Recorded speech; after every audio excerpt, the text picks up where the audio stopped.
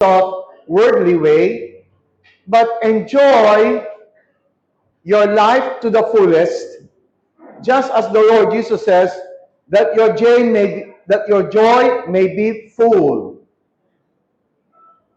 And I don't want you to be misled that in coming to the Lord and being gathered as a church, you don't come to the church, you are the church. So hindi kayo pumupunta sa church. Kayo ang church, tayo. Are you with me? So kung hindi tayo nagpupulong, ang church ay hindi mag-gather, hindi siya makikita. Now, this church is actually opening us to enjoy and to exhaust what is there as a gift given to us by God to live on earth. A lot of people don't realize so much that living on earth in that small or short span of time, they never really realize the deep value that God, from His mind, has given you and me to live on earth. Naintindihan po ba ako? Did you get me? So, when the Lord Jesus Christ came, He wanted us, this life, to be totally, to be able to receive what is God has given us. However, in the story of man, we were derailed. Kumbaga derailed, na ilabas sa riles ng truck na dapat na pupuntahan natin. Nung nalabas tayo sa truck, sa riles, ang tawag doon, we missed the mark. Miss means, hindi mo tinamaan. Yung dapat na tatamaan. So we miss the mark or we miss the right path, so we sin. When we say we sin, we miss. So when the Lord Jesus Christ came, right, He brought us back to the right path so that our life will live us according to the mind of God. Now, every Sunday, I am standing before you. I am not only preaching for you to be good. I am not only preaching before you to be obedient or to be submissive. There is a reason why you need to be good. There is a reason why you need to be obedient. Hindi siya end itself. There is a reason more why you need to listen to God, why you need to follow Him. There is a reason. And I am talking about the reason. Not only why you have to do this, na sumunod ka lang. So what? Kung sumunod ka, what comes next? Now, here in this church, are you listening? You must learn to value your life. Pahalagan ninyo ang buhay ninyo sa ibabaw ng mundo. At pag pinahalagaan nyo ang buhay ninyo sa ibabaw ng mundo, there is one thing that you will do. And I am so certain about that. Ano yung gagawin mo? Hahanapin mo yung author ng life. So I am saying again and again, value your life here on earth. And if you learn to value your life here on earth, then you will go back to God. Sa lahat ng hindi pa marunong mag-value ng buhay nila, at yung iba mali ang pag-value nila, they value their life in material things, so they don't need God. They go to material things. Well, material things are part of us, but if you take material things apart from God, wala ang Diyos, then your value is not real. Amen. When you come to know the value of life, you will seek the Lord. Amen. So a lot of people are not seeking the Lord because they do not know the value of their life. Those who begin to learn, to find the importance of living this life on earth. So, ayaw nilang ma-waste. They don't want to waste this life. They appreciate and thankful sa life na ito. Now, if you really have that kind of sense, if you have that kind of understanding, if you have that gratefulness that you have a life to live, wherever your position is now, wherever you came from, whether mayaman ka, mahirap ka, may pinag-aralan o wala, actually, by the mere fact na meron kang buhay ngayon, it's a big opportunity, all right, to express your life. So, when you begin to value your life, I believe you will search. You will begin to look after something. Hindi ka magiging complacent. Hindi ka magiging average. Hindi ka magiging mediocre. Hindi kayo magiging kalahati lang. Nasasabihin, kumbaga sa baso, half sa gitna, pag binasa mo yan, na baso, may laman tubig sa gitna, alright? Hindi siya empty, hindi rin siya full.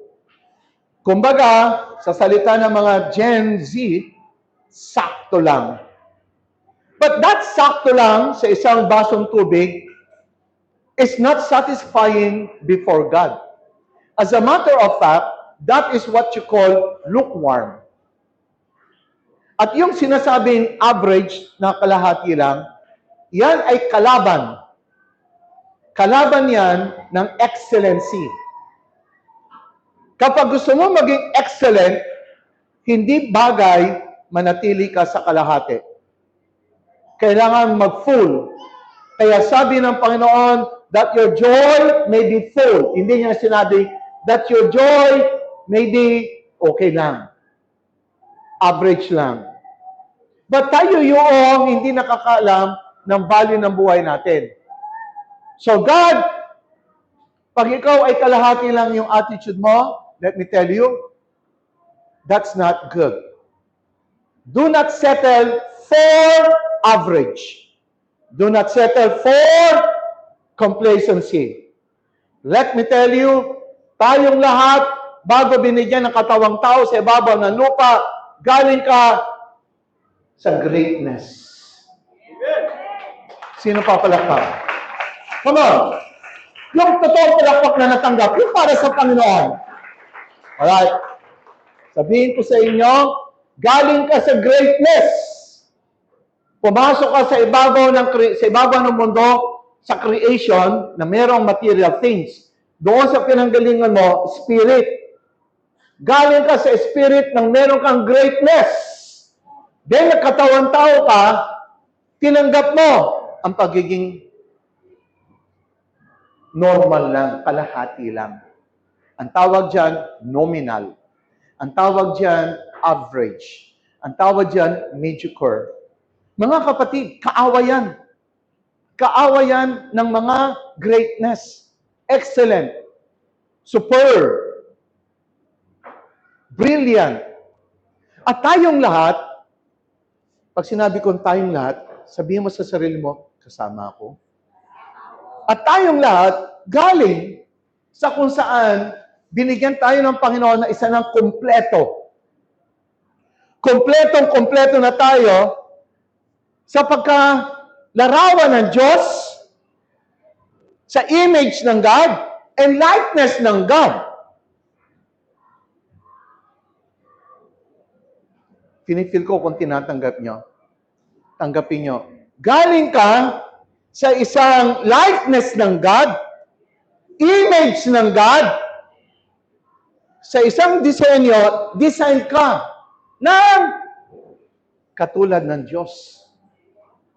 Ang wala na lang sa iyo noon ay katawan. Ang wala lang sa iyo noon ay katawan.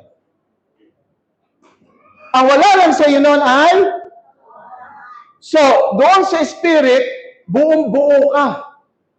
Yung spirit mo doon, meron yung senses. Sense na sense mo ang kabuuan mo. Sense na sense mo, pag sinabi kong sense, yung aware ka. Aware na aware ka sa iyong kabuuan. Aware na aware ka sa iyong, pagkakompleto. Aware na aware ka sa iyong image na ayon sa Diyos. Likeness na ayon sa Diyos. Punong-puno ka ng awareness, consciousness. Awake na awake ka. Walang tulog ni isang maliit na particle of you. Wala. Everything was aware that you were in the likeness and the image of God. Now, listen. Nung pumasok ka sa loob ng katawan, nakikinig? Nung pumasok ka sa loob ng katawan, ang katawan ay magkakaroon din ng kanyang sariling awareness, ng sense. Alright?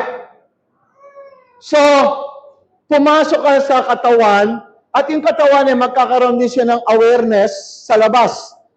Nung wala ka pang katawan, aware na aware ka sa spirit lang. At pag sinabi mong aware ka, ikaw ay meron ka ding mga tinatawag na organs of senses in the spirit.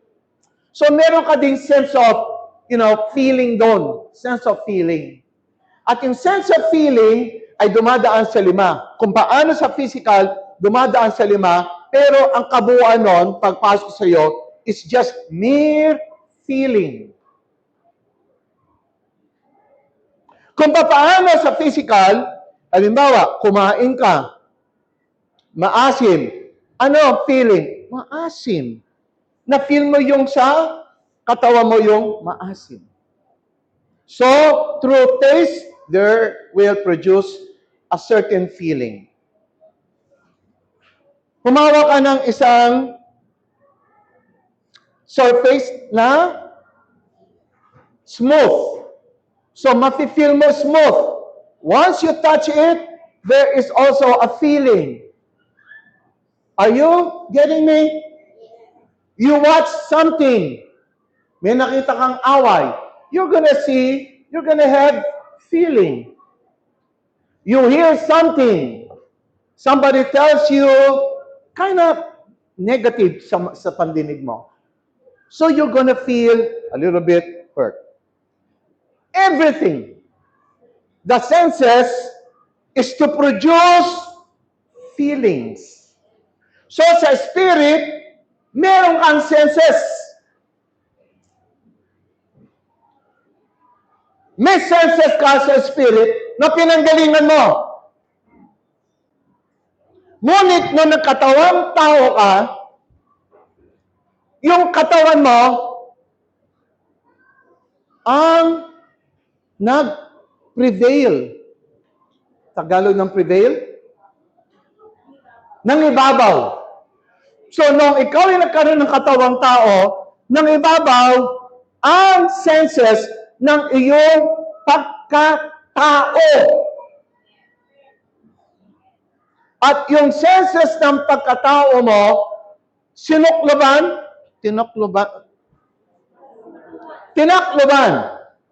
Alright? Tinakloban, kinover, sinupress, at ngayon, hindi mo na nafe-feel yung spirit na ikaw, at natutunan mo na lang ma-feel ang katawang baro. Isa lamang baro ang katawan. Cloth lang. Nasa ngayon, lumalakad ka sa lahat ng senses ng katawan na hindi dapat. Sa buhay mo ngayon, hindi ka dapat nagsisense sa katawan. Ang ideal at ang nararapat ay ganito. Galing ka sa spirit, may sense ka doon. Ang actual na arrangement ay dapat ikaw ay nananatiling malakas ang senses mo sa spirit. Na ang spirit, ang siyang totoong operant power, meaning siya yung magiging power mo to live in the physical. Ang senses mo sa spirit ay dapat na malakas na pagkaroon ng katawang tao, yung pa rin sense na yon ang siyang mangingibabaw sa pamumuhay mo at sa paglakad mo at sa pagbuhay mo rito. Ito ang magbibigay sa iyo ng katotohanan paano mabuhay sa ibabaw ng mundo. Ang naliwanagan ay magsalita ng malakas na amen. Mas malakas pa ron. So, kung kayo ay natuturuan sa Bible study, sa cell group, na kayo ay lumagay sa Espiritu, yun po ang pinakang larawan ng iyong spirit na hindi mo kilala. At dahil nga diyan, ang church na ito ay pinaaalala sa iyo. Kaya sa tuwing dumadalo ka sa church, lalo na dito, sa Christ liveth in me, ibabalik kayo sa iyong original na status. That first you are spirit before you have flesh and blood. Kaya madalas sinasabi ko, alam mo ba paano mabuhay sa ibabaw ng mundo? Ang mabuhay sa ibabaw ng mundo ay marunong kang makabalik sa spirit mo. At doon ay maibalik mo ang senses. Kaya kung nagbabasa ka ng Biblia, at dapat lang, yung kino-quote na madalas, do not walk by sight, but walk by, ang walk by sight ay yung katawang ito na physical na matang nakakakita kasi bahagi ng mata. Ito yung tinatawag ng senses mo sa katawan. So pag sinabing do not walk by sight, do not walk by the senses of your body.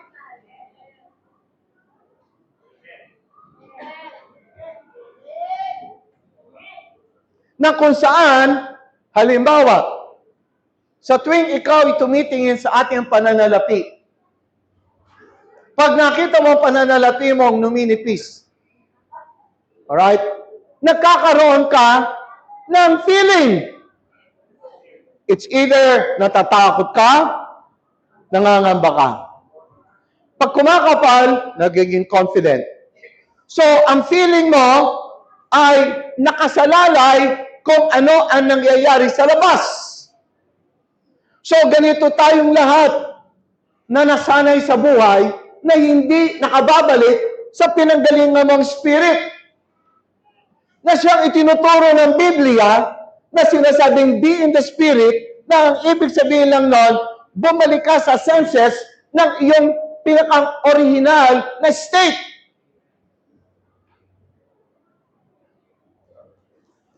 At kung ikaw ay totoong spiritual man, nasa flesh ka, pero spirit ang way of your life, yung mga salita ng Diyos, talagang hindi siya masisense ng physical. Kaya kahit man lang sa pagbibigay, sa tuwing magbibigay ka, lagi ka nakatingin sa physical mong pera. Kapag may sobra ka, madaling magbigay sa sobra, pero hindi mo ibibigay yung kompletong naka-assign sa budget. Pag nagtanggal ka doon sa budget mo, mafe-feel mo na siya.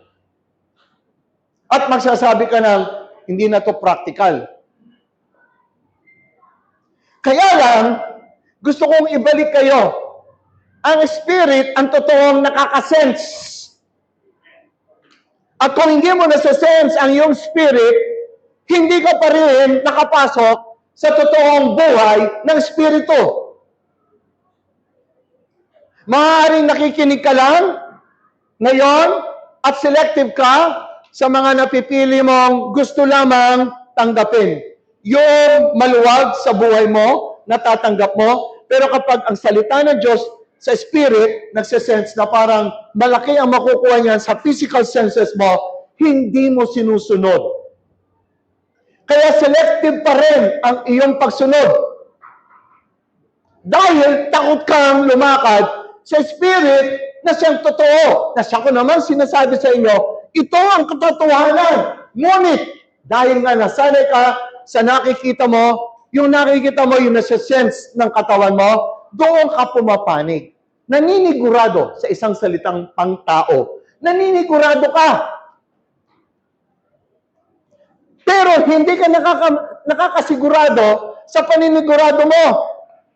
Sapagkat ang totoong kasiguraduhan ay nasa spirit. Pero kung ikaw ay naninigurado sa iyong kaalaman, na halimbawa nga, meron kang hawak na pananalapi. Sinabi ng Panginoon, ibigay mo ikapo ng iyong mga kinukuhang sweldo. Bagamat sa iyong computation kulang pa rin yon. Ngunit ang sabi ng Panginoon, ibigay mo ikapo. Ngayon, naninigurado ka. Hindi ka nagbibigay ng ikapo mo.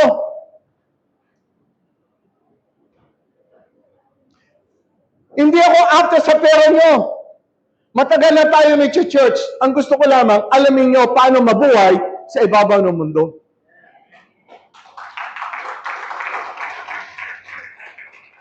Kung totoo kang willing na ikaw ay palakarin ng mga bagay sa spirit, hindi lagi ang salita ng spirit ay sumasang-ayon sa physical na kalagayan mo. Pero, kung ikaw ay mananatili sa senses ng spirit mo, halimbawa,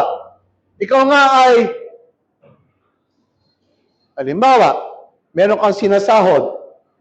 Alam niyo po rito, maglagay tayo ng statistics. Tanungin niyo ang bawat isa, yan bang sinasahod mo ay sapat? Kung ako magsasurvey, 99.9, sasabihin nila hindi sapat.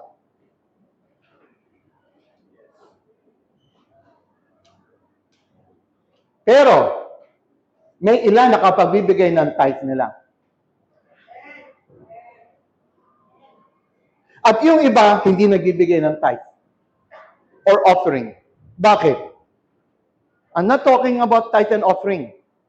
Example ko lang. Ang tinutuko dito, yung senses mo. Hindi ka nagbibigay kasi nasa sense mo lagi, kulang ang pera mo. So, sinabi ko sa inyo, pag ako nag-survey, walang nag-iisip na ang kanyang kinikita ay sapat. Tanong, alam ba ng Diyos yan? Alam. Dahil alam, inuusog ba ng Diyos na huwag nyo nang gawin yun kasi alam niya? Hindi.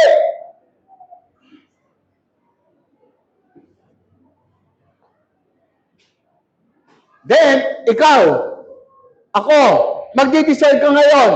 Magbibigay pa rin ba ako? Alam mo na ang sagot. Alam mo na. Dahil nasusulat na binibigay ng ating admin kung sino nagbibigay ng tithe. At wala kayong naririnig sa akin. Ngunit, ako po ngayon ay nagsasalita dahil hindi lang ito batay sa pananalapi. Ito'y batay sa buong buhay mo. At ang buong buhay mo ay nakasalalay kung ano ang iyong nafe-feel. Nafe-feel mo ba ang spirit o nafe-feel mo ba ang iyong katawan?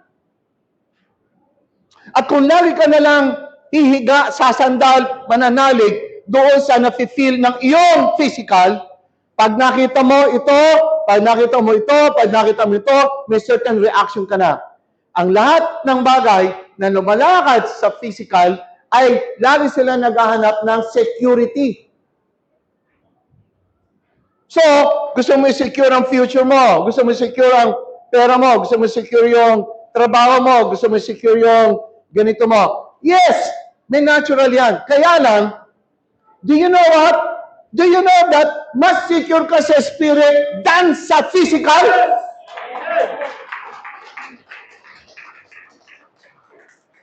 Kung kayo'y naniniwala, take an action. Pumanig na kayo sa nadadama sa spirit. Kaya pag minsan, o madalas na lang, na sinasabi lagi ng Panginoon, ako'y magta-tithes.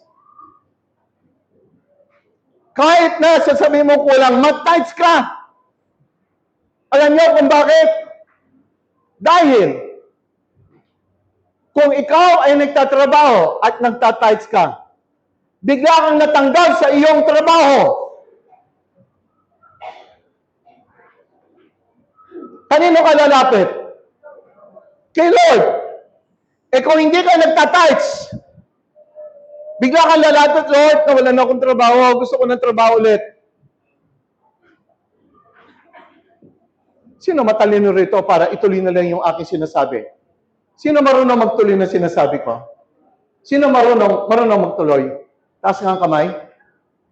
Sa palagay nyo, yung taong hindi marunong mag-tithes, bigla na wala ng trabaho. Ngayon, hihingi ng trabaho. Ano sa palagay ninyo? Ano sa palagay ninyo? Ano sa palagay nyo?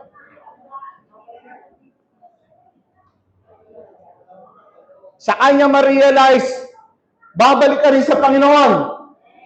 Are you listening? Halimbawa, wala kang, isa kang taong may kinikita, businessman. Tapos, hindi ka rin marunong mag-tithes. Ano lang binibigay mo? Tip! Nagbibigay ka ng 3,000, pero hindi yun ang tithes mo. Tip lang yun. Tip! Tinitipan mo lang si Lord. Lord, sensya ka na. Para siya, malaki na yun. Pero, actually, kumikita ka ng 200,000. Eh, di tithes yun, dapat 20. Nagbigay ka ng 3. Eh, tip yun. Eh, di nagtitip ka kay Lord. Ang galing, tinitipan mo lang si Lord. Ang galing mo mag-tip.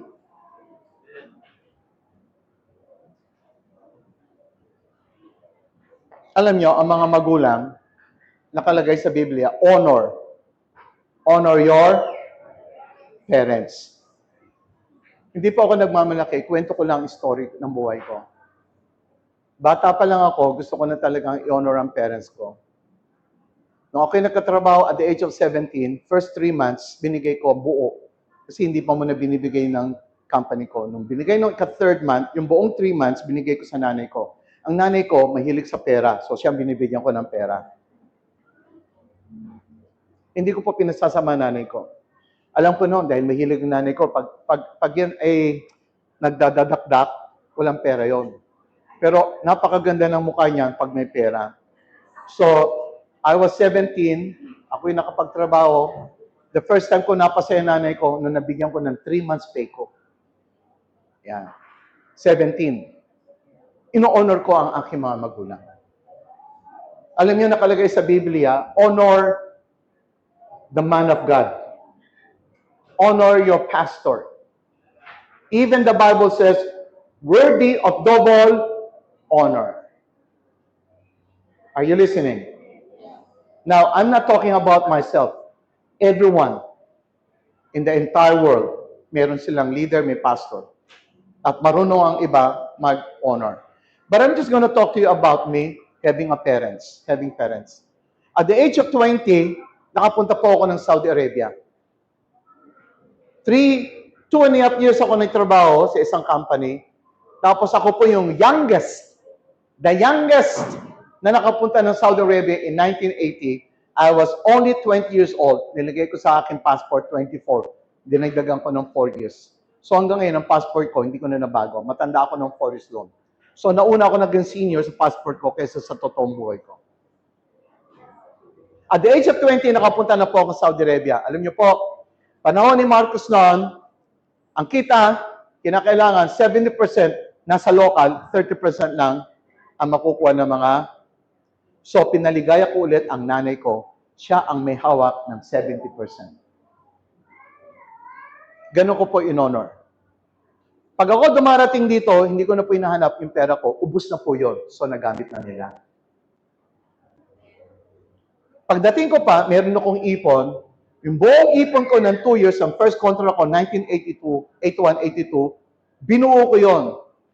Mga kapatid, binili ko ang tatay ko ng jeep.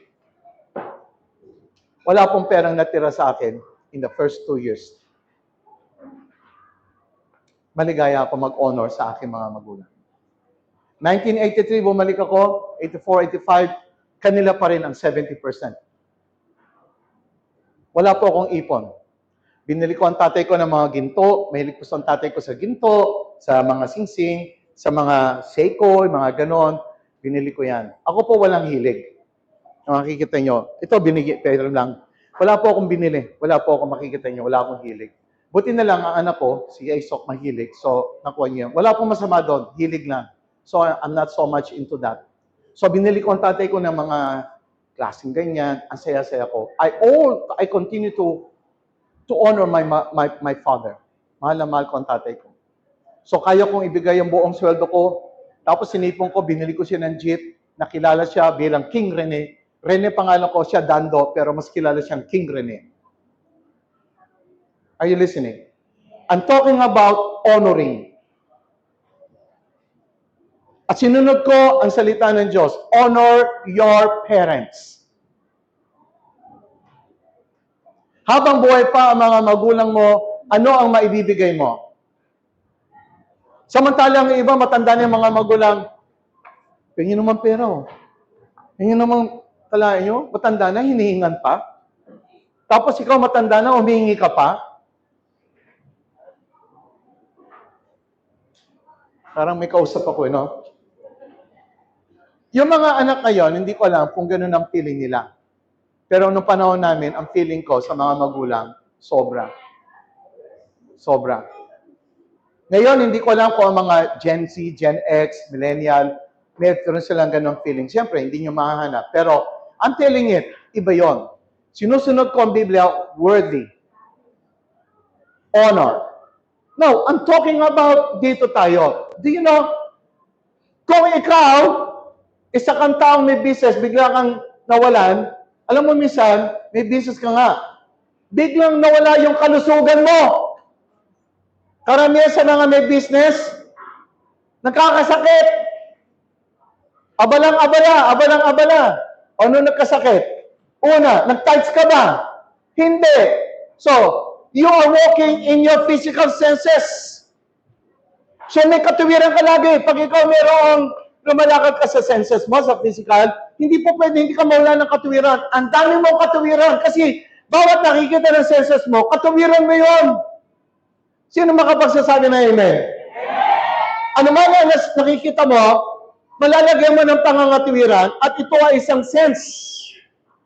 So mga kapatid, one thing for sure, do you know how to live on earth? To live on earth properly, you must know your realm sa spirit. Ito na mga kapatid. Alam nyo ba, ito na yung teaching, ito na yung pinakang gusto kong ibigay. Premise pa lang yun. 1, 2, 2, 2, 2. Ito na yung buo. Listen, ito yung bago. Sumigaw na mga willing to receive yung bago. Salita ng amen. There's something new that I'm gonna talk to you about. Alam niyo kung ano yun? Itong spirit na yan, na sinasabi ko, mga kapatid, alam niyo ba, habang ikaw ay nabubuhay sa ibabaw ng mundo, ikaw ay may daladalang sariling domain.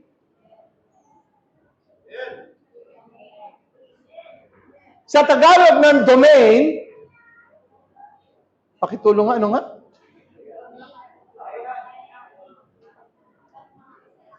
Alright. Yan. Tagalog, buti. Ang Tagalog ng domain ay yung binigyan ka ng isang nasasakupan mo na kung saan ikaw ang nagmamay-ari sa nasasakupan mo. Ha?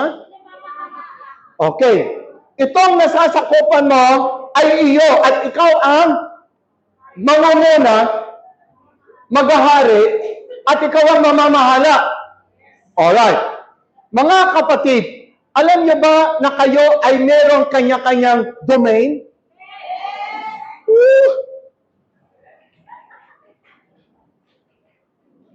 Alright. Okay. Listen. Noong ang Panginoon, nilikha niya si Adam, representation in the physical sense, pero foreshadow lang yon, na binigyan siya ng Garden of Eden to dress and keep it. In physical sense, that is domain. Siya mangangasiwa doon. Siya mangangalaga. Sino nakikinig? Feel mo ko? Alright. Now, in the spiritual sense, ang domain mo, listen, ay ang iyong consciousness.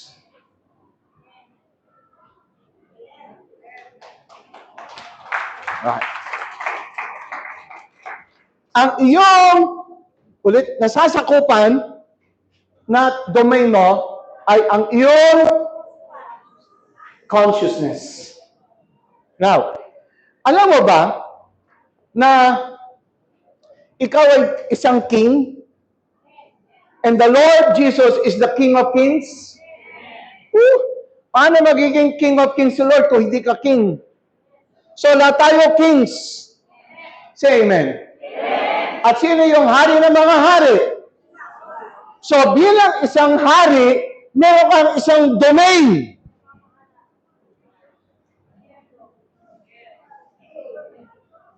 Now, would you like me to talk about your domain? Yung domain ninyo, listen up. Siya yung isang makapangyarihang kaya i-create lahat. Kaya i-produce lahat. It is like your kingdom that can bring, supply, provide everything. Meron ka nun. Parang hindi yung tinanggap. Hindi mo lang alam. At hindi ka lang din nagpa-function ngayon kasi hindi mo alam. So ngayon, isa kang parang palaboy-laboy na mahirap na tao dahil hindi ka nagkiking sa domain mo.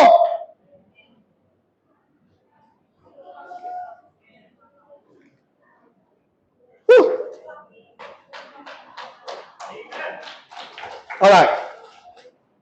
Let me give you an idea. Alam nyo, mga kapatid, sa panahon ngayon, may tinatawag na artificial intelligence. Tapos, ito, pwede natin tulagyan ng artificial intelligence o kaya bahay mo. So, sa loob ng bahay mo, meron kang parang artificial intelligence na ang boses mo lang, magsasalita, may gagalaw sa bahay. Sino nakapag-imagine nun? Halimbawa, sa loob ng bahay. Tapos, yung artificial intelligence mo, pangalan, Siri. Di ba? May mga artificial intelligence Siri, tinatanong, pwede din siyang i-apply. So, sabihin mo, Siri, turn on the lights. Biglang magta-turn on na siya. Are you listening? Then you say, Siri, turn on the air condition. Turn on na siya. Siri, turn off. Kuklose siya. Dahil may tinatawag na voice recognition. Sa loob ng kanyang bahay, yun ang kanyang domain na pinaghaharian na kanyang sinasakupan. Are you listening? Alam mo ba, meron ka nun, hindi physical, spiritual.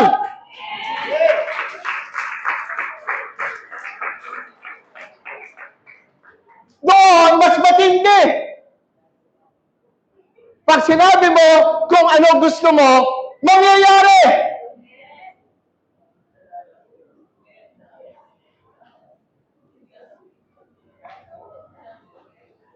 Sa kotse, meron na rin yan.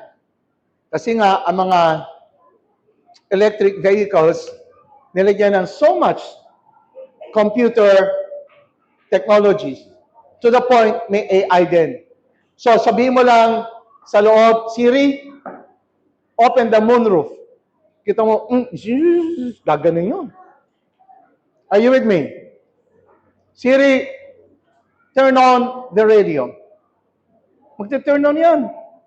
Akalain mo, hindi mo na, yung ba pinipindot? Ito, kinakausap lang. Hello? Would you like me to let you know that while you are living on earth, God has given you your own respective domain.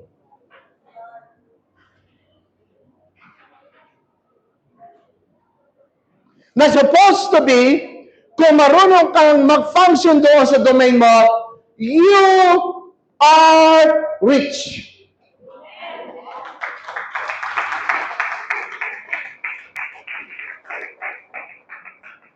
So I'm introducing to all of you, listen, previous years, God has given us, or God gave us, the understanding of who we are. It's so important to know who you are. So, meaning, your true identity must be held. You must be able to grasp hold of it. So, dapat alam mo kung sino ka. And you are from God, you are from the Spirit, and you were made in the image of likeness of God. Good. But the next question after knowing who you are is this. So, knowing who you are, what comes next? What comes next is knowing your domain. Dito mo ipa-function kung sino ka.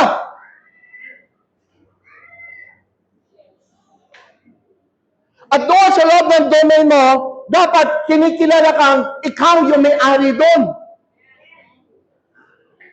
Kaya, kapag ikaw ay merong AI, ang unang ginagawa, voice recognition. Kung alam mo, meron ka ng artificial intelligence doon, pero ang binigay sa iyo, hindi artificial intelligence. Binigyan ka ng powerful domain who knows how to create.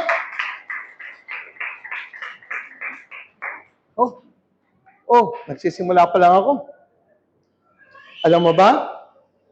Ikaw ay parang salat, pero ang totoo, isa ka palang hari na hindi lang marunong umupo sa trono mo. Ikaw ay meron palang kapangyarihan ma-recognize ang voice mo, hindi mo lang inaalaw para mapakilala yung boses mo doon sa pinagkaloob ng Panginoon sa iyo ng sarili mong domain. So, pinababayaan mo yung domain at ikaw ay nagpapakahirap. At yun ang ginagawa ng kaaway na kung saan lagi kanyang ihiwalay malayo sa pagkakaalam mo kung sino ka, kaya palagi siya nagtatakip para hindi mo wala kung sino ka, at tatakpan niya rin yung meron kang kingdom, meron kang kaharian na ikaw ang tinilagang hari.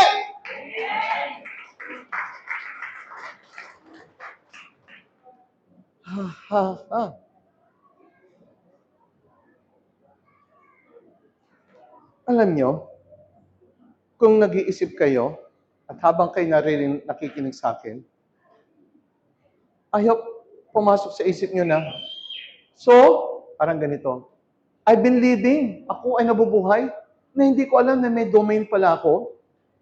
Nagpapakihirap ako, hindi ko naman pala alam na meron ako. Kung pa-function ako doon, mag-iba ang buhay ko.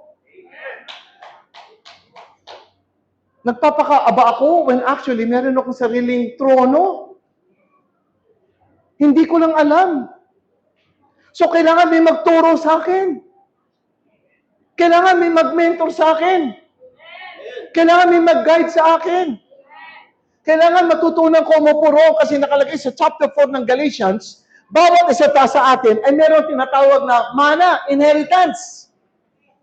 Ngunit ayon doon sa chapter 4 ng Galatians, kung ikaw ay isang sanggol o bata pa lamang, yung mana mo ay hindi mo munang maaani sapagkat ikaw nasa ilalim ng isang tutorial, ng guardian. At yung mana, inheritance, ay mapapasayo lamang pag ikaw naging isa ng son o anak na hindi sanggol. So ngayon, meron kang mana, yung tinatawag mong domain, naghihintay sa'yo, pero hanggang ngayon, isa ka pa rin bata.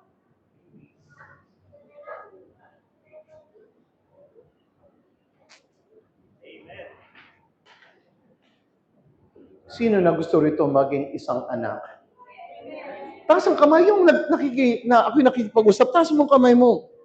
Sa akin, hindi kayo tumataas. Taas mo lang kamay niyo, huwag mo kayo mapagod. Wala pang isang minuto, taas mo lang kamay mo. Yan mo lang dyan. Mga kapatid, pag taas mo lang kamay mo, di ko nga kayo pinatatayo taas lang. Alam nyo, kailangan ma-feel mo na, ang tagal ko na palang wala doon sa domain ko. Masyado akong malayong nalin lang. Doon pala naghahanap ako kung saan, meron pala akong sariling akin. At yung akin na yon, kailangan malaman ko. Tapos sinasabi ni Pastor, itong domain ko, kaya maglabas ng kahit ano.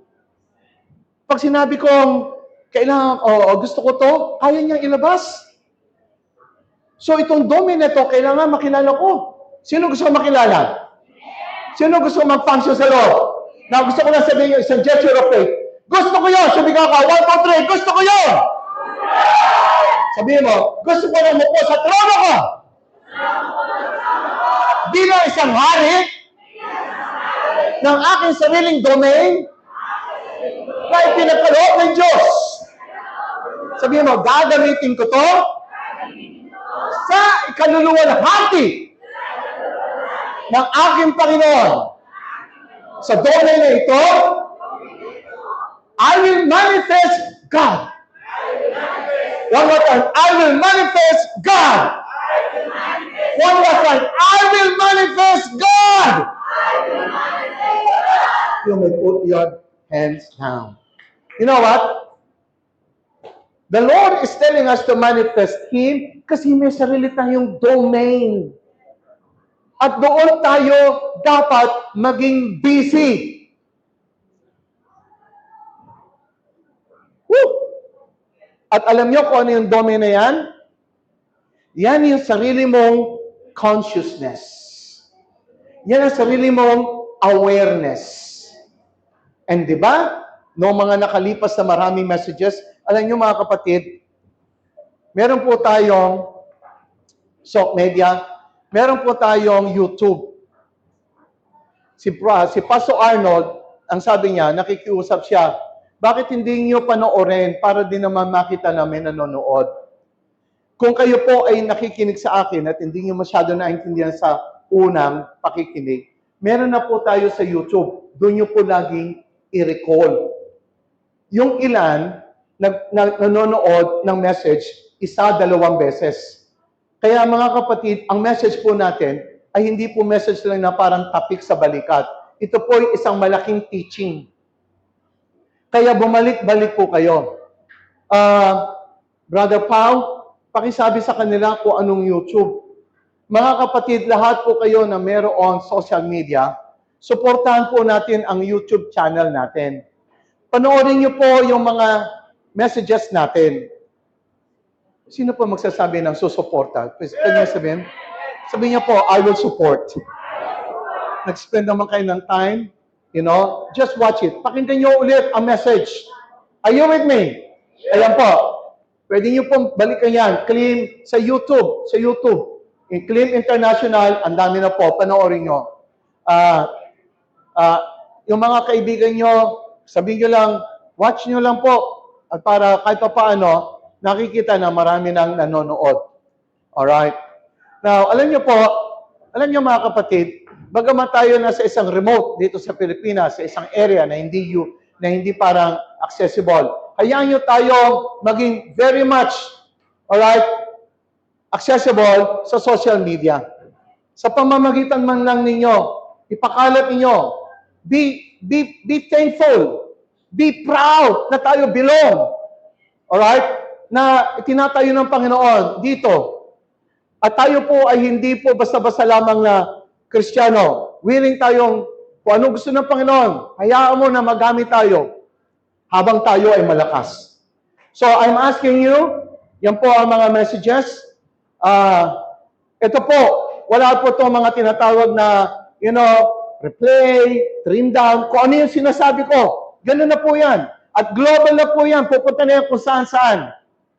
Marami na rin po nakikinig sa iba't ibang lugar. Di ba, Brother Marco? At yung kapatid po nila, Brother Marco, meron dyan sa Ireland, may sa Spain, napapadala niya ilang kopya.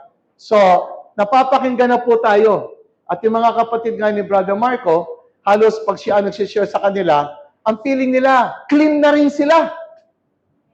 Parang narinig niyo ko. Because yung tinuturo ni Brother Marco ay talagang na-absorb nila. Yung God in us, nafe-feel nila yon. So, if you are part of us as a family, let's do something. Alright? Let's believe. Alright, so now let me go back.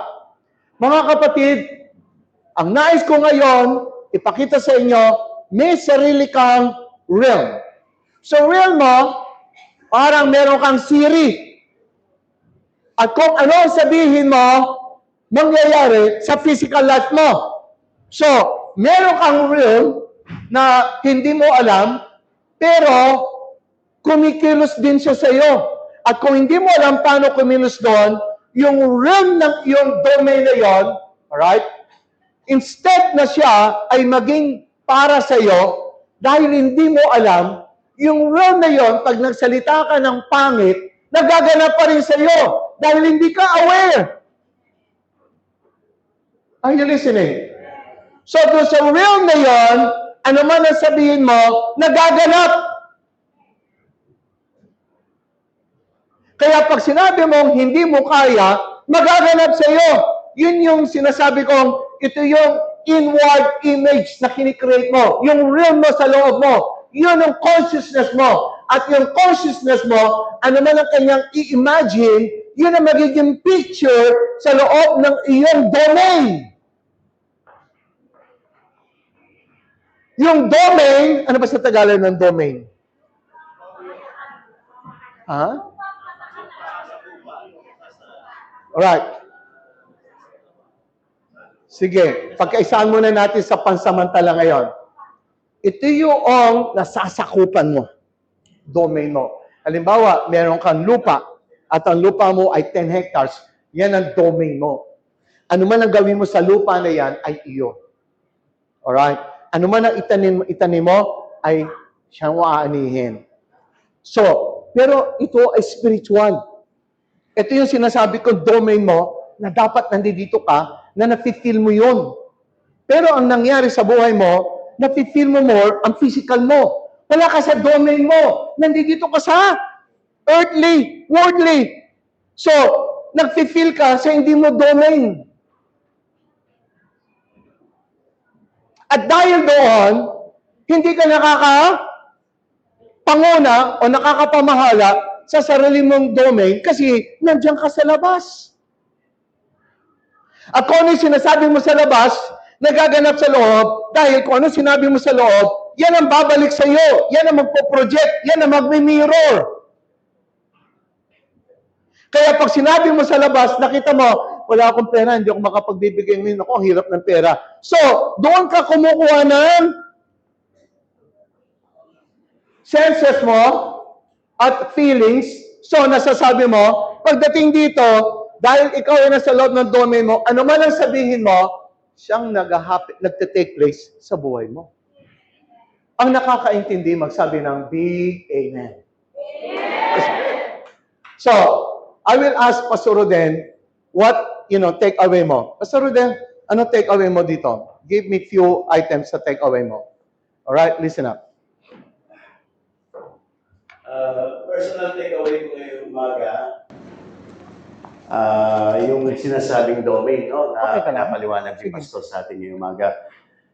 Buti yan, pangalawa na. Kung pakikinggan kasi natin, no, parang taliwas na taliwas doon sa nakasanayan at nakamulatan nating sistema ng pamumuhay. Kanina sabi ni Pastor doon daw sa domain natin sa ating consciousness, which is the spiritual realm, the unseen world, the spiritual ground natin.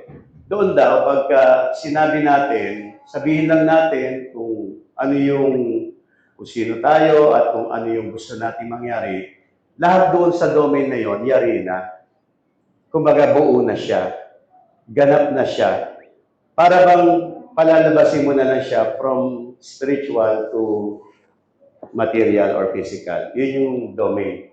Doon tayo tinuturuan ngayon paano tayo mag-function, mag-ooperate from our domain. Pero yung nakasanayan kasi natin, di ba sabi nga, doon sa domain natin, kung ano yung gusto mo, makukuha mo, sabihin mo lang. Parang yung Siri, no? Open the radio, etc. Pero dito sa domain na una nating nakamulata, which is our physical domain, yung ating mga factual conditions sa physical na buhay natin, ang napaniwalaan natin doon Sino yung ay para makuha mo ang isang bagay, Ikaw ba yan? Ay, kailangan yun naman. Sa taas mo, di ba yan? Dito malaga. mag-grind ka ng gusto. Yung magtrabaho ka ng gusto. Nakuha niya mga batid, magsumika. Kaya nauso yung salitang Dito mo lang. pag may tiyaga, More. may nilaga. Pero ang dami namang matitiyaga. Hanggang ngayon, Ang laki ng baba niya, oh. wala pa rin nilaga. May nilaga, walang baka. Bagay naman. Sabaw lang. No. Tama? Hindi. Practically speaking, maraming tao, sobrang nagtatrabaho naman ng todo-todo sa kanilang physical na buhay. Lahat ginagawa, nagsusumikap naman, halos hindi na natutulog, yung iba nga dyan. Alien? Kahit na oras ng pahinga, pinapasok, pinagtatrabaho. Kahit holiday, pinagtatrabaho. Ibig sabihin, halos ang tao talagang trabaho. Sa paniniwala at pag-asang sa ganung paraan, makukuha nilang lahat ng gusto nila. Pero dito, binibigyan tayo ng mas madaling paraan ng Panginoon. Baliktad talaga ang sistema ng sanlibutan sa sistema ng Panginoon. Sorry. Ang sistema ng sanlibutan, gagawin kang alipin. Nakikinig ko? Gagawin kang alipin at papaguri ka ng sobra-sobra. At una niyang papaguri sa iyo, physical mo. Giant? Tapos, ang epekto noon, kahit sobra mo pinagod ang katawan mo, hindi mo pa rin makukuha lahat ng totoong gusto mo. Tama? Which one? So, ang epekto noon, frustrations. Mapo-frustrate ka mentally, emotionally, ma-hurt ka dahil hindi mo pa rin nakukuha yung gusto mo. Napagod ka na, na-exhaust ka na, and yet, sa dulo, hindi mo pa rin nakuha. Ganyan ang sistema ng ating buhay na kinasanayan, na akala natin gawin yung sistemang dapat natin ipamuhay sa buhay natin. Ngayon, kung tayo lamang ay maniniwala dun sa tinuturo sa atin ng Panginoon ngayon, na may mas madali palang paraan na makuha mo yung mga gusto mo sa buhay mo. Gusto niyo po bang maranasan talaga na madali yung makukuha yung gusto niyo mangyari sa buhay niyo? Yung may mga ginugusto tayo sa buhay natin, tama? Huwag tayong magpaka-hipokrito-hipokrita. Marami tayo gusto pa talagang maranasan at mangyari sa buhay natin. Amen? Pero ang ginagamit nating sistema ay yung sistema ng sanlibutan na hindi na nakasanayan. Ngayon, may bagong pinapakita sa atin ng Panginoon, through Pastor Rene, na ito yung totoong pamamaraan para makuha mo at mapangyari mo yung mga gusto mong maranasan sa buhay mo habang nandito pa sa ibabaw ng mundo. Amen? Which is, pumunta ka sa domain mo, at doon, ariin mo siyang ikaw ang makapangyarihan doon. Ikaw yung hari doon. At ikaw yung masusunod doon pagka ipinakilala mo na ikaw ang mayroong pamamahala doon. At doon, lahat ng nakikita mo doon, kapag sinabi mo, pag pininiwalaan mo, mangyayari siya. Correct. Amen? So, yun po yung nakita ko. Kaya, for me, Sige lang. ngayong natutunan ko siya at naintindihan ko, sabi ko, mas lalo kong gagalingan ang pangangasiwa ko doon sa domain ko na ibinigay sa akin ng Panginoon. Dahil doon pala mas madali. Kaya totoo po yun eh. Example ko lang ulit. Nung meron akong utang noon, natatandaan nyo, more than 300,000, talagang ginamit ko yung physical strength ko, lahat ng tao na pwede kong lapitan, utangan, no, hingian. Wala talaga eh. Walang nangyari. Hanggang napagod na ako. Pero nung pumasok ako doon sa domain ko, at doon nakita ko, nabayad na ako, doon nakita ko, natapos na problema ko, doon nakita ko na solved na ang lahat at may peace of mind na ako. At nang makita ko yun, naramdaman ko yun at pinaniwalaan ko yun. Alam niyo po, hindi tumagal ng isang buwan na solve ko yung problema ko. So, yun yung isang halimbawa na pag nasa domain mo ikaw nagmula, talagang mapangyayari mo ang gusto mo mangyari. Amen? So, yun lang po. Maganda Yeah, right. I'd like you to see, Patina, can you please show this one in the Gospel of Luke, chapter 17, verse 21. Chapter 17, verse 21. Here you are. And it says, nor will people say, neither shall they say, lo, here. It's about the kingdom. Or lo, there. Now, it's about where the kingdom.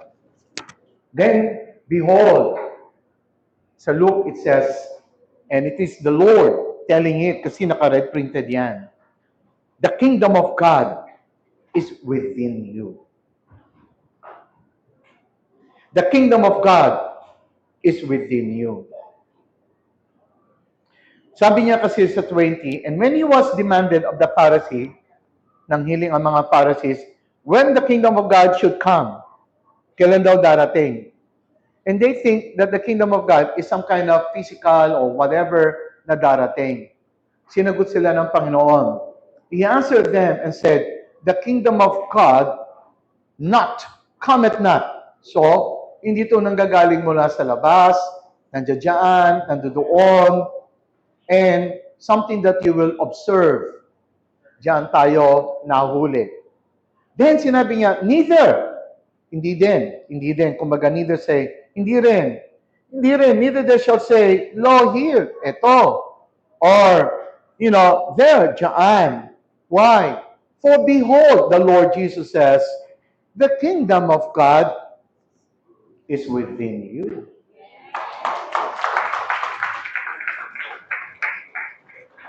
I'll say it again. The kingdom of God is within you.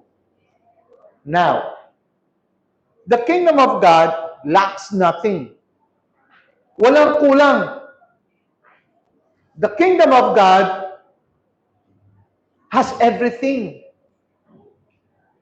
Has everything. Please, check it out. And you will see where I'm coming from. Do you know that the enemy, Satan, can only deceive you or tempt you when you see something that you got nothing? Again, pwede lang mag-tempt sa iyo si Satan kasi may ipinakikita siyang wala ka. Wala akong pere. Wala akong kakayanan. Wala akong talino. Wala akong koneksyon. Yung mga bagay na wala mo ay isang kalagayan, pagbubukas pintuan, oportunidad kay Satan. The more you know that you don't have, the more Satan has an opportunity to tempt you. Where am I coming? I am coming that nung dinala ng Panginoon si Adam, walang kulang sa pagkakaroon ni Adam. At kung walang kulang, walang dapat may offer si Satanas sa kanya. If you got everything, what else can be offered to you? Nothing. Nothing. So mga kapatid, gusto kong pumunta ka sa domain mo. Sa domain mo, you got everything.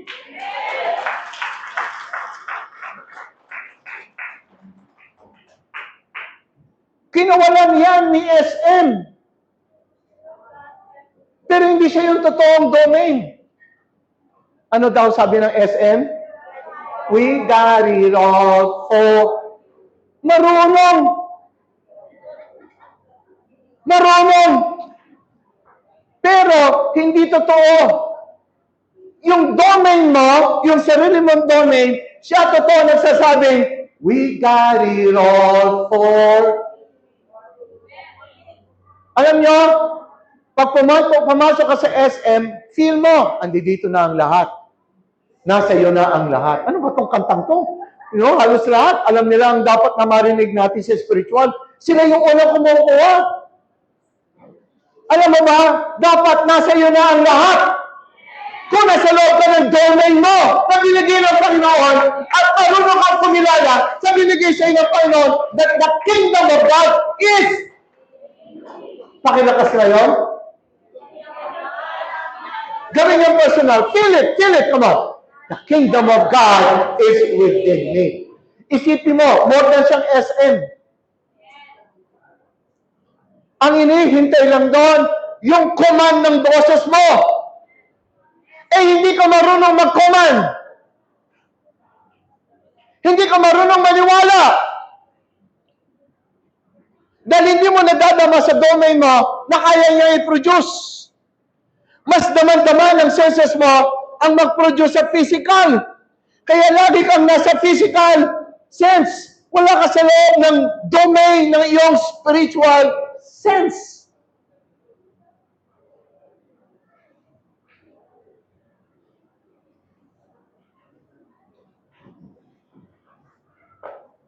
Alam mo ba? The kingdom of God is within you.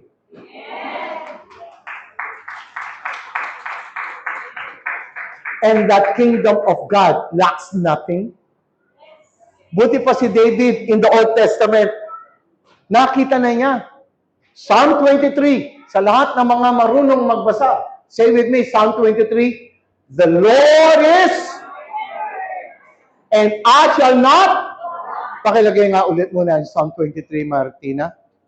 So, buti pa si David, may sense siya.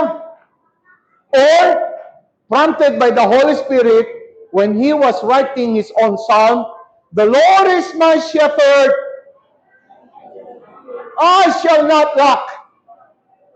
I shall not want. Kasi pag nag-want ka, parang wala. Dito, meron ka na. Sa loob ng domain mo, you got everything. All you have to do is to speak of it, believe it, and then it will manifest. Yun ang sinasabi ng Bible. Can you come with me? Ang sabi, all things are kanino? To him who?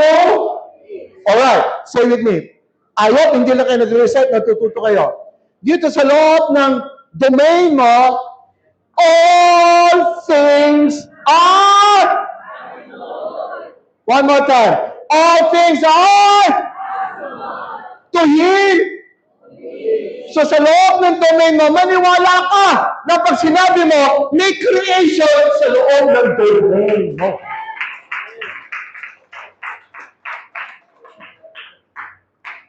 Ako, hindi po ito basta-basta lang. Kita nyo na, nakikita na natin, yung salita ng Diyos, ilagay mo sa loob ng domain mo.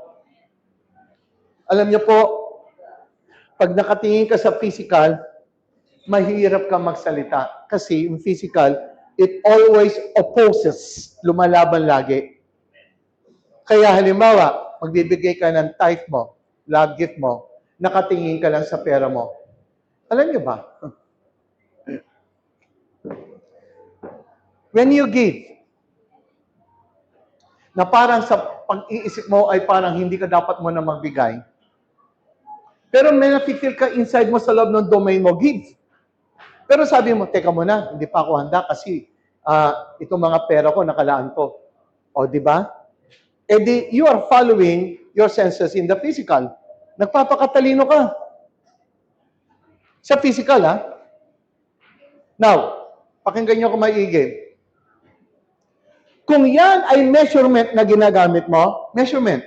Ano tawag sa Tagalog na measurement? Kala? Sukatan. Kung yan ang sukatan ng iyong pamumuhay, siguraduhin mo na kaya kang iligtas niya ng gandulo. Halimbawa, sa buhay mo, kung kumain ka, alam mo lahat, ito, ano to eh, carbohydrate. Ito, lakas to sa potassium. Alright. Tapos, talagang ito yung sukatan sa paano mong hawakan ng kalusugan mo. Walang masama. Meron isa naman, maigan din siya sa kanyang pamumuhay, pero mas malaki ang kanyang paninindigan sa Panginoon. Merong iba, walang Diyos, basta sa kanya lang kaalaman. Naunawaan niyo ba ako? Kunyari, yun ang halimbawa. Now, make sure lang, dahil wala kang pagpanig sa Panginoon, wala kang pagkilala, at ang sukatang ginagamit mo sa sarili mo, yung mga nalalaman mong pagkain, ganito, ganito. You got me? Are you listening? Alright. Pero ako, may sukatan ako sa buhay ko. Ano sukatan ko sa buhay ko? May Diyos ako. Yung iba, may alam ako tungkol sa pagkain. Ito na mangyari sa'yo. Isang panahon, nagkamali ka ng pagkain.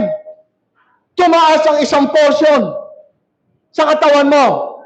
Wala kang sukatan ng Diyos. Ano nangyari sa'yo?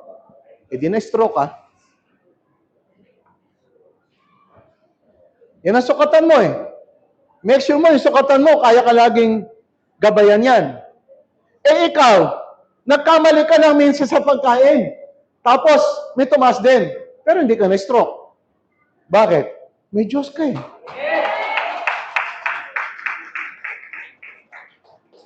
Hindi inaabos yun, pero meron pagliligtas. Sa isa, wala. Kasi kung anong sukat ang ginamit mo, siyang sukat din ibabalik sa iyo. Sino nakakaintindi sumigaw ng amen? So mga kapatid, pag tumitingin ka sa pera mo, sinusukat mo ang pera mo sa pamamagitan ng ano mo, siguraduhin mo, kaya mo sukatin ang pera mo lagi. Dahil wala kang Diyos.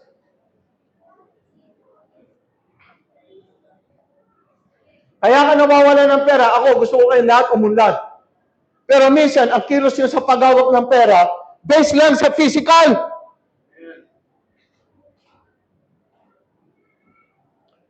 Hindi ko naman sinasabing mas magaling, ha? Yung mga manunugal, mas malakas pa ang loob nila kaysa sa inyo pala. Ang mga manunugal, tataya ko to. Pero ikaw, hindi mo kaya itaya ang pera mo. So, daig pa tayo ng mga manunugal.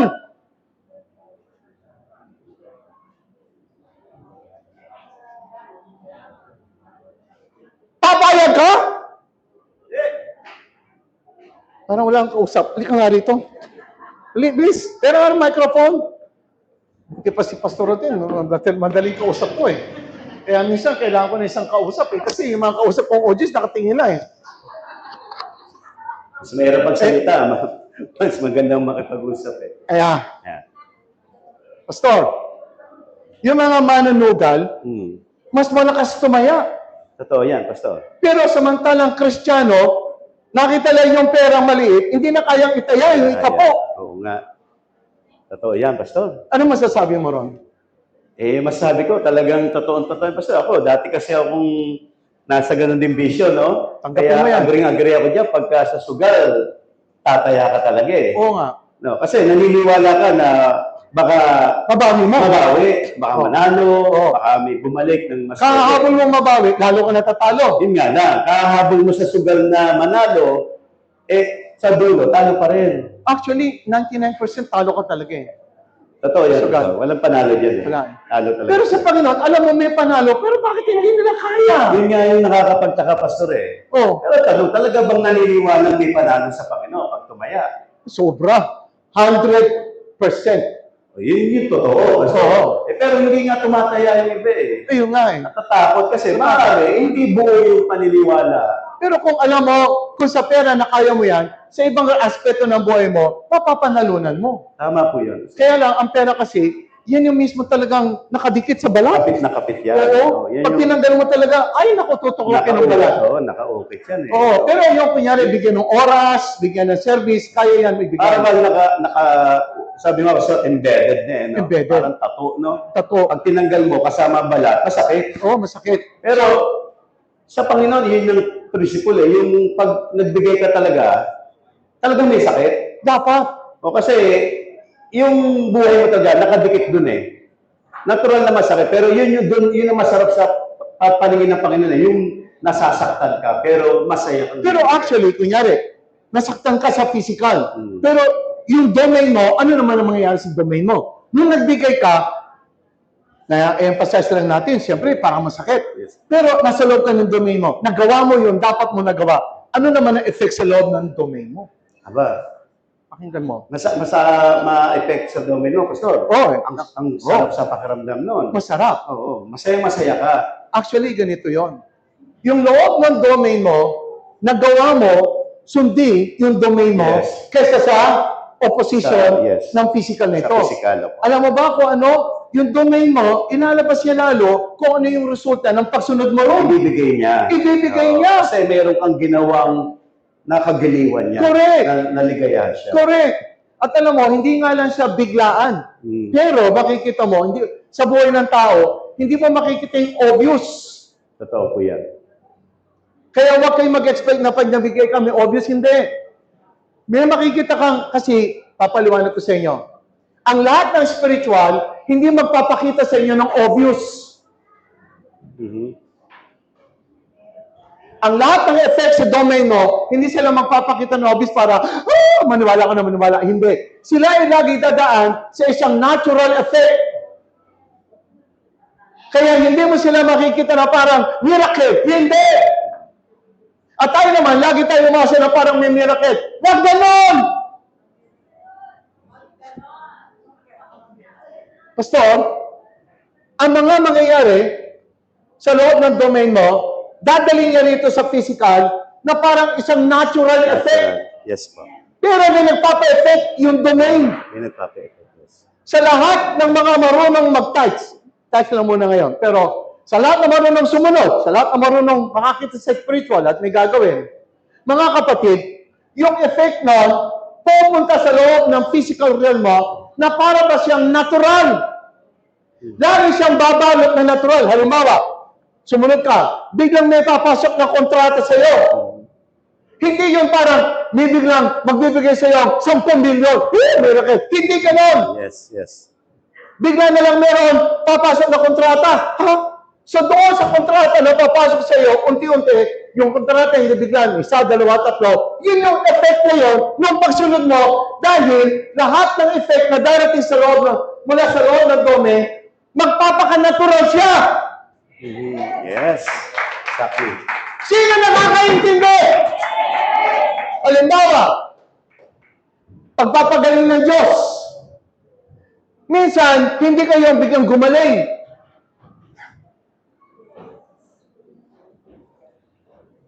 Naghahanap kayo lagi na parang yung mga dramatic. Instant. Pwede yung mangyari. Pero, alam nyo ba, kaya tayo merong physical, everything must flow as natural. Amen. Amen. Amen. Nakakaintindi ka? Sobrang nakakita. Ayun. Kasi baka tinanong ko sila, ganun. Buti na lang sumasagot. Nakakaintindi ka. Yes po, sir. Kung marunong ka ngayon magbasa, sa buhay mo, may nangyaring ganito, nakapagbayad. Hindi yon isang bagay na nangyari lang. Nang basta-basta. Meron yon cause na nag-effect Amen. sa isang natural flow. Yes. Hindi ako galit. Excited lang ako. Yes. ang palakpak naman Amen. sa Panginoon. Kaya dapat, Pastor, may time ka na umupo, and then, i-assimilate mo yung mga nangyayari sa'yo.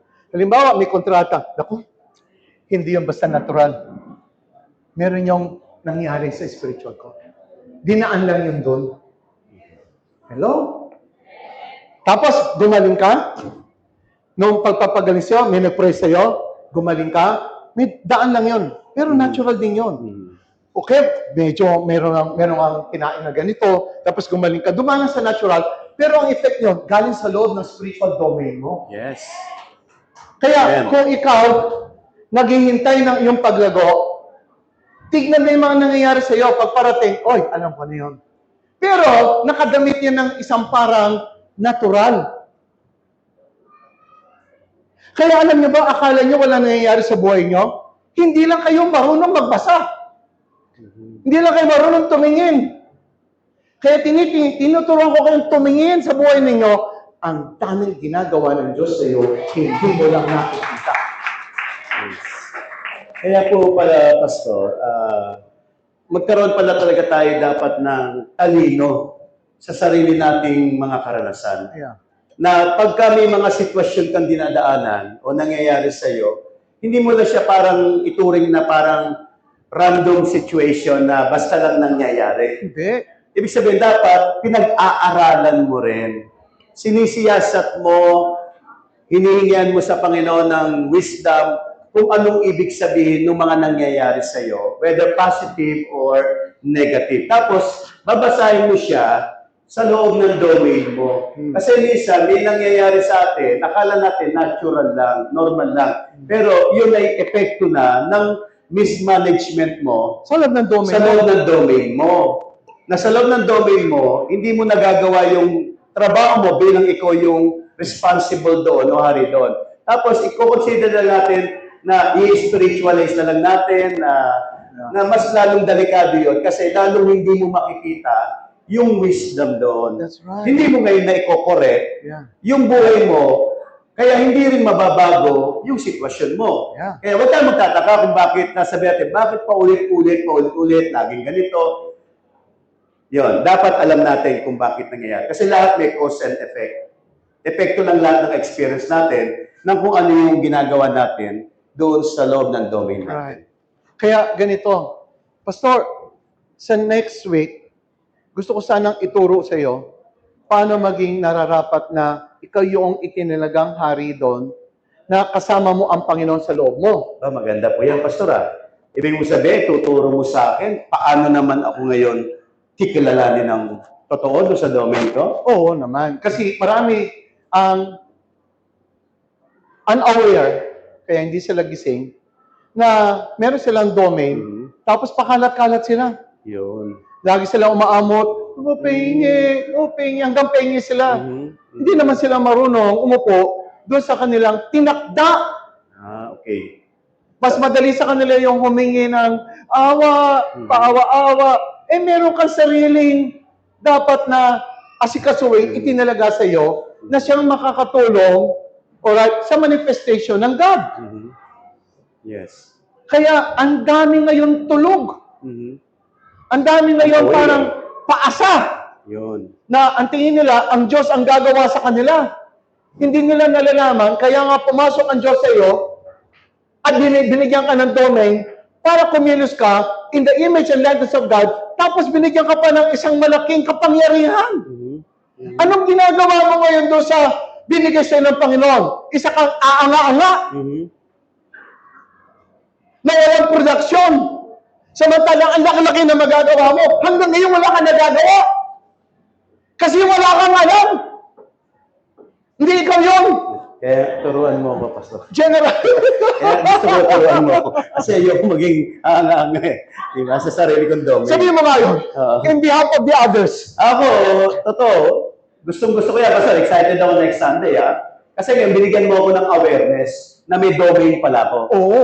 Na kung saan, doon sa domain ko, lahat nandun na. Oo. Walang kulang. Oo. Kompleto doon. Oo. Ngayon, ang napakagandang sinabi ko, Pastor, next Sunday, tuturuan mo naman ako paano ko Kumilos doon. kumilos at kikilalanin ako doon sa domain ko. Doon ko gusto maging mas aware lalo, Pastor. Saan ba kita tuturuan? Sa Jayco o sa Starbucks? Ako na magde-decide. Oh. Sa masarap ang pagkain. Oh, pero hindi dito yon o dito rin? Eh kung may ano rin sila, gusto rin nila, pwede rin dito, Pastor. Kasi tayong dalawa lang lagi naman nag-uusap madalas. Kaya, kayo ba marunong din, gusto niyo ba matuto? Pakisabi nga ng totoo, gusto niyo rin doon talagang matuto? Mga kapatid, alam niyo, napakasarap kung tayong lahat, sipin mo, tayong lahat may kanya-kanyang tronong inuupuan. Nakalagay, we are seated in the heavenly places. Yes. At yung trono na yon, meron kang realm, meron kang domain. Isipin mo kaya ng lahat tayo doon ay magagaling. Amen. Isipin mo, lahat tayo ay, Magagaling. ulitin nyo, lahat tayo ay, Magagaling. kunyari sa physical, may Pilipinas, may kanya-kanyang city. Bawat siyang city, may mayor. Isipin mo, kung ang buong Pilipinas, lahat ng mayor ay magagaling. Ano mangyayari sa Pilipinas? Uunlad. Ang unang-una, lahat ng mga mayor, walang kurap.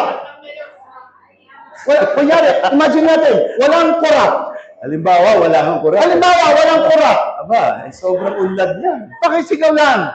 Ano mangyayari sa Pilipinas? Sobrang maunlad. Uunlad o talagang sobrang uunlad? Sobrang uunlad. Alam niyo ba, isipin niyo, ganito rin sa spiritual. Bawat isa sa atin, may sarili-sarili domain. Amen. So kung hindi nagaganap sa Pilipinas yan, paganapin natin sa spiritual. Yes. Kaya ka bang asahan ng Diyos na kaya mong tindigan ang binigay na domain sa iyo? Kaya mo! Sumigaw na! Kaya! Sumigaw ka nga! Kaya! Kaya ko, Pastor. Maski ikaw man lang, palakasin mo ko. Kayang-kaya ko yan, Pastor. Kaya mo na rin yumaman. Kayang-kaya, Pastor. Kaya mo na rin yumaman. Nakalagay, di ba? Basta pakisabi mo yung all thing, I can do all. I can do all things through Christ. Saan magaganap yun? Sa Domain. domain mo. Ano ang domain mo? Pero pag nasa labas ka, ano sasabihin mo? Hindi kaya. I cannot. Kaya pag narinig kang hindi mo kaya, nasa Wala ka labas sa domain mo. Palahis-lahis to. No, nasa Huwag labas. kang aalis na sa domain mo. Pakisuwa nga mga kapatid, I will take care of my domain today. Come on. I will take care of my domain. For the glory of God, For the glory of God, I will take responsible I will take responsible my kingship. my kingship. Pakilakas na inyo, my kingship. My kingship. I will manifest God I will manifest God in me, in me, through me, through me, as me, as me, in the in the domain God has given me. God has given me. Would you mind to stand up? Stand up. So, diyan ka lang. Hallelujah. Okay? Pakitayo nga. Gusto ko lang kayong magkamayan muna. Sabihin mo lang, Hoy, hari ka pala sa domain mo. Sige, magkamayan kayo. Hari ka pala. Mayaman ka pala sa domain. Mayaman ka pala sa domain mo. Magaling ka pala dyan. Come on. Alright. Please. Alright. Okay. This time, you must believe na may domain ka. I-feel mo.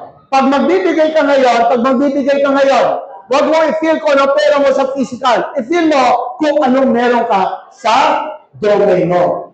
Pastor, sa loob ng domain mo, marami kang pera doon? Sobrang marami. Sa physical, mabibilang. Siyempre, Pero sa spiritual mo, unlimited yan. oo. Saan ka ngayon magbibigay? Sa physical o dito sa domain? Based sa domain ko. So, pag kayo magbibigay, pumunta kayo sa loob ng domain. Amen. Hello? Sa loob ng domain, mayaman ka. Mayaman. Sa physical, regular lang. Regular. Pero sa loob ng domain, Sagana. saan ka pipili ng feelings? Sa loob ng domain mo o sa labas? Sa loob. So, the way you give, feel from your domain. Amen. Mga kapatid, as you feel your domain, doon kayo kumilos. I think that's the beginning. And then we will also have now our, what do you call this one? Bread and wine. Our communion. Mga kapatid, and after this, I'm gonna pray sa mga mayroong prayer things ngayon. Right? So, can you lead us to a common Amen. communion?